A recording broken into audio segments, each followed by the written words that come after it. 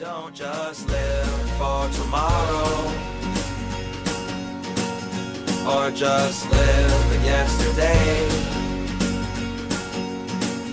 Just be glad for all you have that's in today.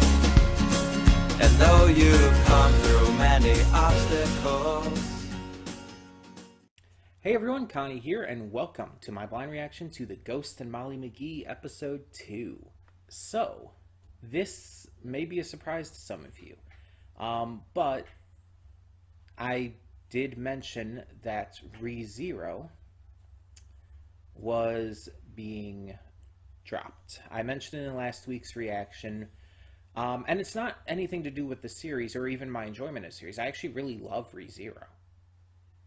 And it's one of those things that I'm dropping because while I love the series, I don't like reacting to it anymore. I feel like I'm not enjoying reacting to it specifically. So although I really do love ReZero, I feel like I want to watch it on my own time, at my own pace. So I don't have to worry about, the just natural pacing issue that comes along with reacting to it, with having to wait each week and everything. So instead, we're going to be moving on to this series for Fridays now. And I am very much excited to get back to this. This was a first impressions reaction I did, and it was a series I was always going to check out. Because, like, the instant I heard of this, pretty much, it's one of those modern cartoons that just looks like it's kind of in the same vein as the likes of a lot of these cartoons coming out lately. So, it's always something I wanted to check out.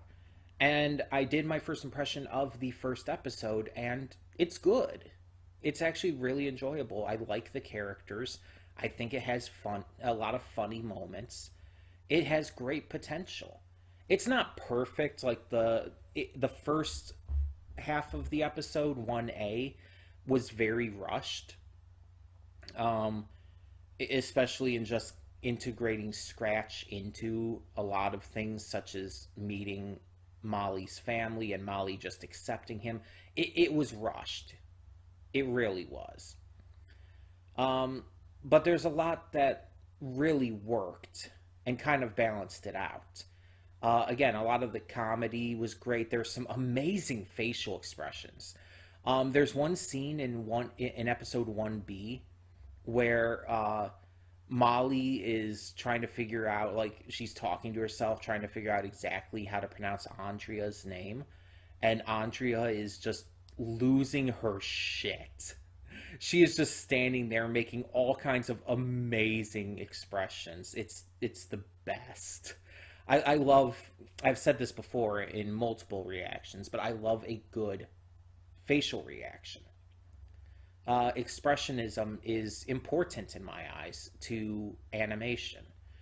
Making characters have these extreme expressions actually helps sell a series for me. Not only can it just be funny, but it actually is really very much a way to hook me, at least, into a series. Because with animation, you have to be able to play with expressions like that.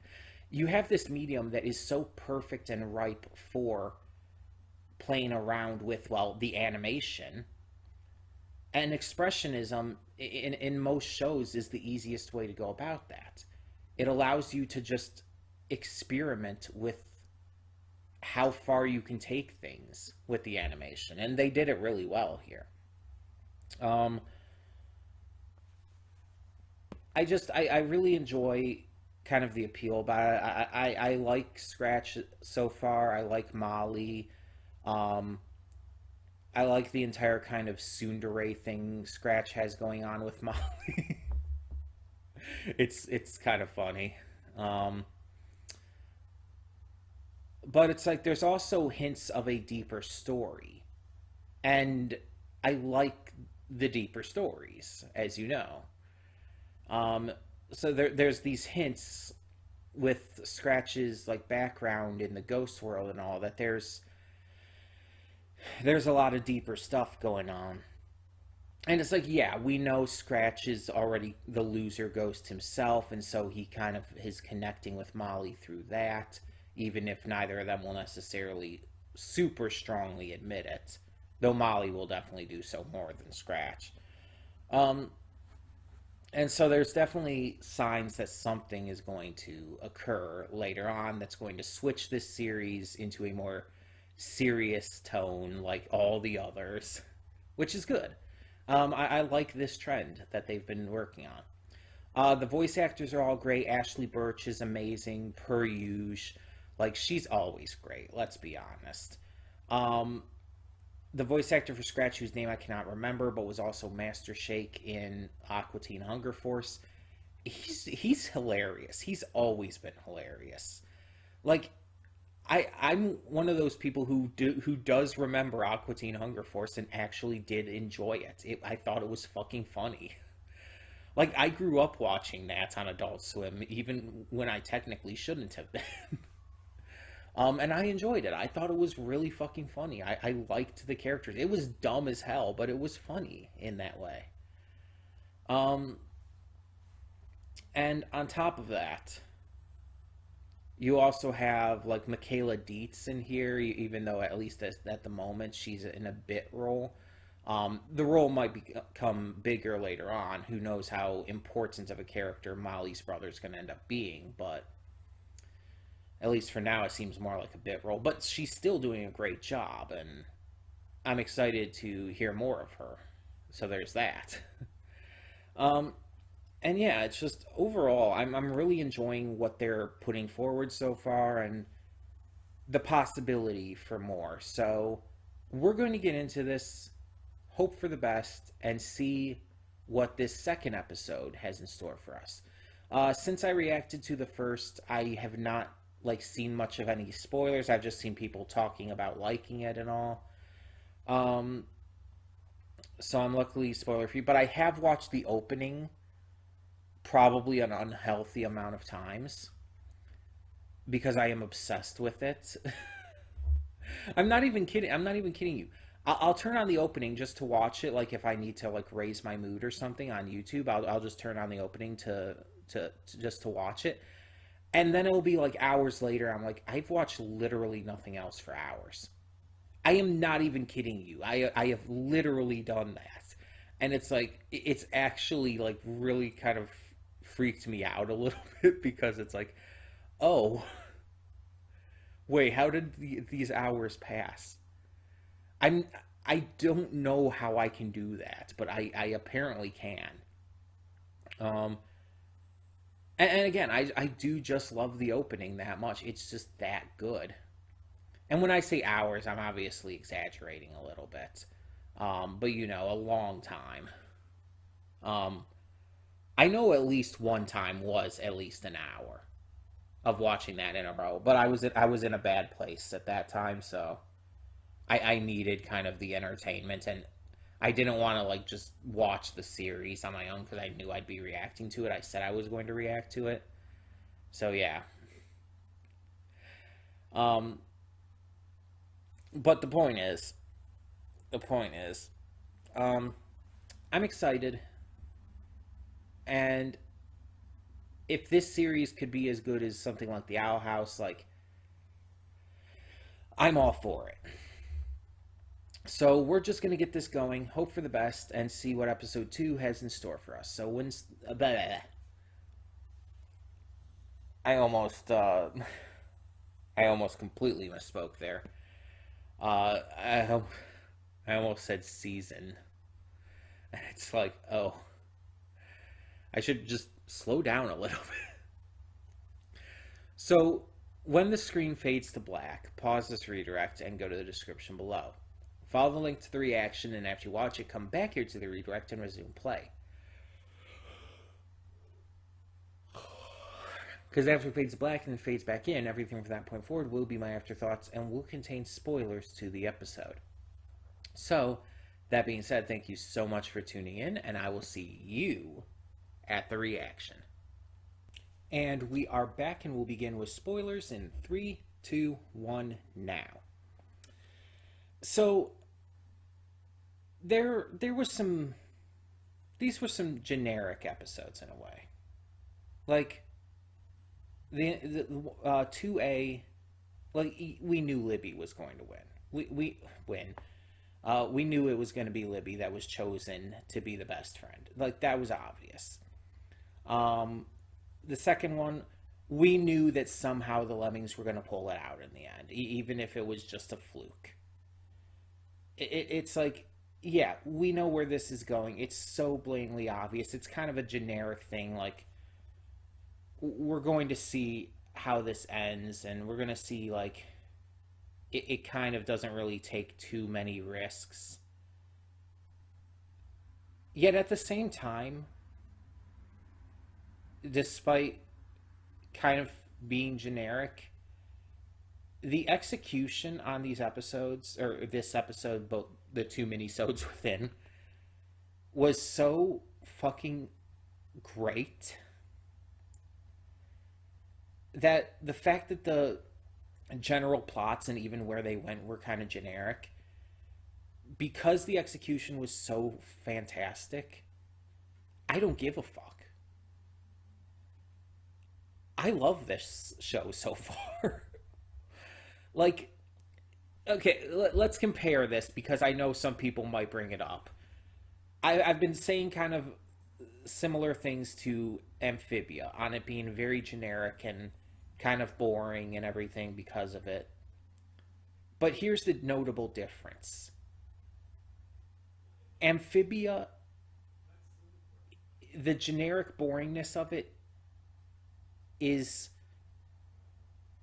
also because it doesn't do enough to entertain me outside of that. Like, if you really think about it, and this has been said by plenty of people all over the place, even to me, it's been said to me, I think on this channel, actually.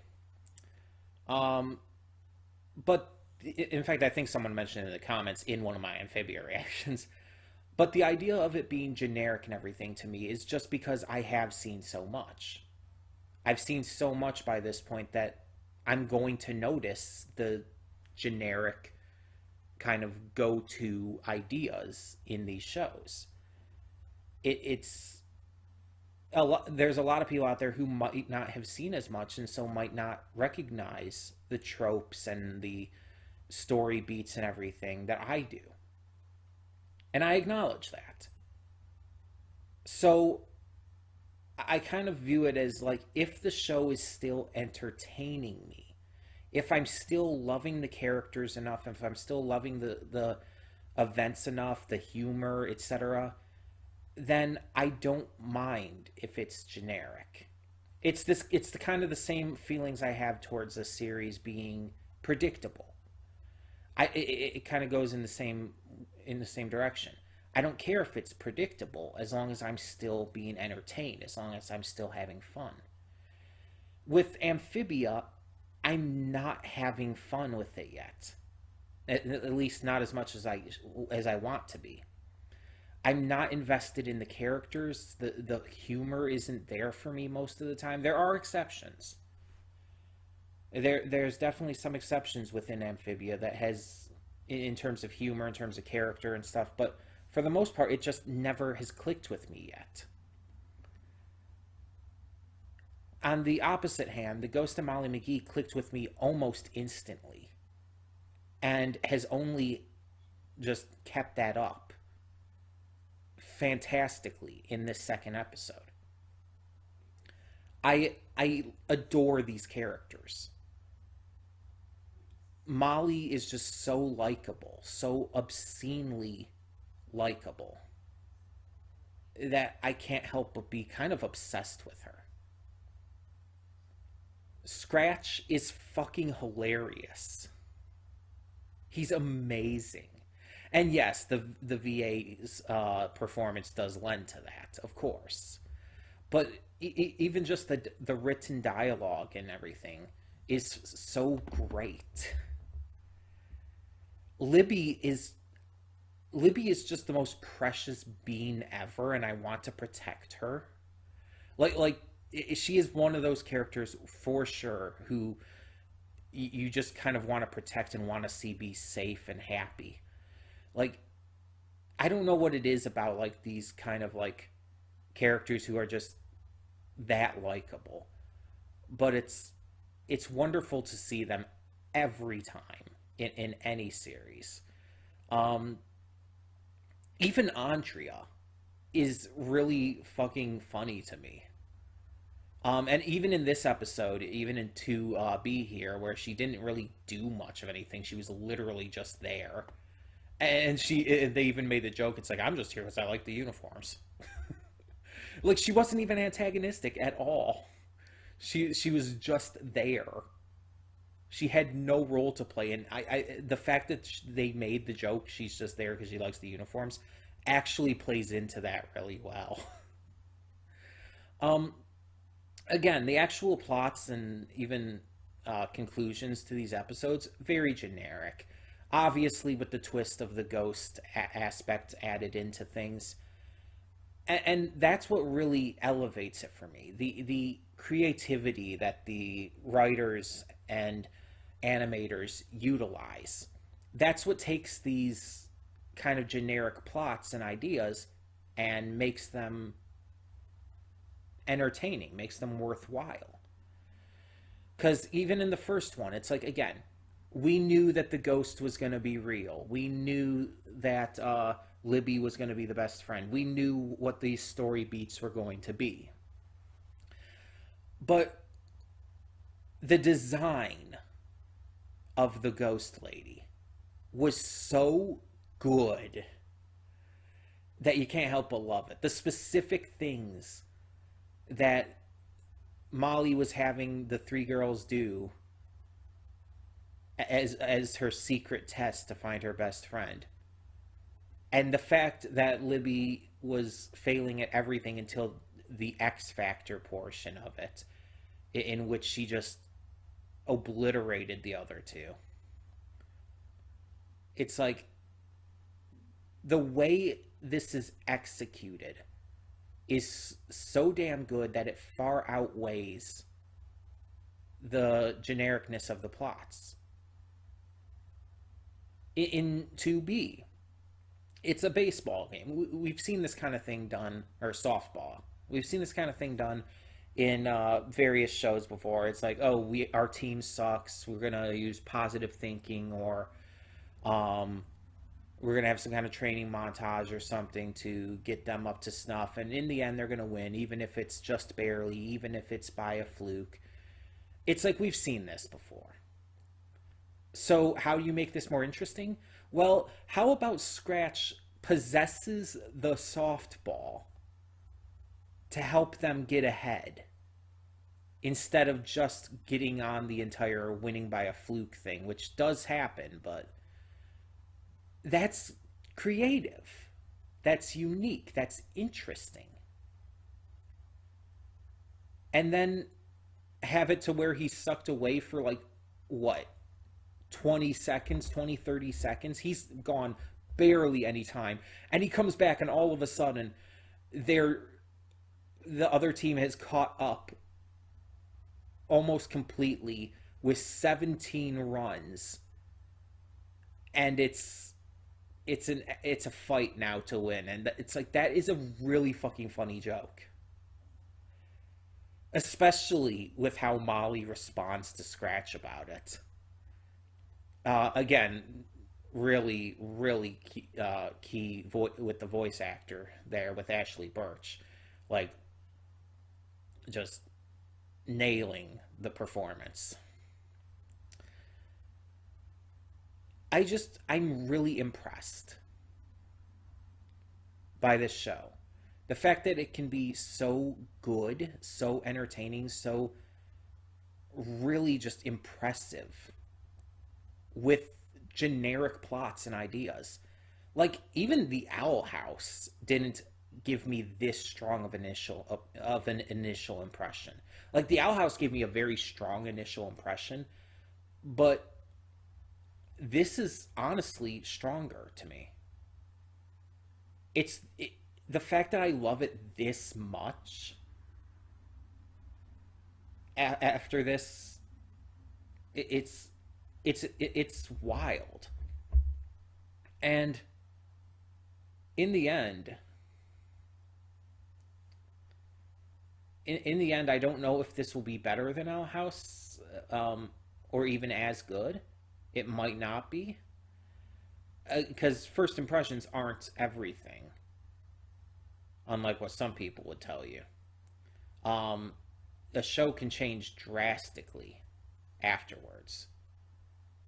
Um, you can usually get a good feel for a show in its opening bits, but like a show can very much become different later on.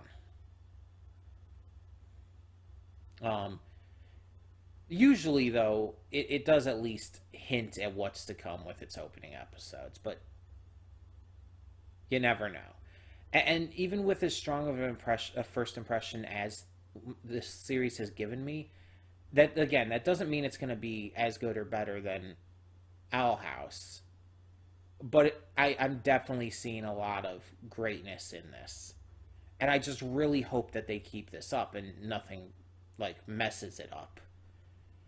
Um, also, I really want to touch on this real quick. That joke, that dark as fuck joke about the bird getting hit and dying, like, that is still kind of freaking me out that they made that joke. It's so dark. It's so. I know it's a little bird, and I know that they've done this kind of thing in other cartoons and stuff. But it's like, oh my god, I just did not see it coming at all. It threw me so off. It's like, I thought, like, okay, the bird got bonked. It's a funny little gag. Haha. And then you see the ghost rise up. It's like, oh, for God's shit. And it's like, oh. I don't know if it might be my favorite thing in this entire episode, in episode 2, either 2A or 2B. It's just it's so out of nowhere and unexpected for me that it just kind of sticks with me in the best way. Um, but yeah. So I clearly adored this episode, and I can only hope that we continue to get more of that as this series progresses. Um, I have faith that we will. I can see so much potential in this series. Um, and honestly, if it does end up being better than the Owl House, I will gladly welcome that. I adore the Owl House so fucking much, especially for the representation it's put out. But if this series can even surpass that, I would be happy about that. Because I want shows to be able to surpass that. I want Owl House to be a stepping stone for future series to do the same, but better. So that would actually be a dream come true if this could beat that. And even if it can't, even if it's not as good, but still really damn good, that's still the best I could ask for. I still just want this to be the best it can. So, yeah. I think I'm going to really, just really love this one. I'm glad that I chose to get to this now instead of putting it off any longer or whatnot. Because there was something else I was thinking about putting in this slot for this point, but I chose to pop Molly McGee ahead of it for the time being, and I'm glad I did.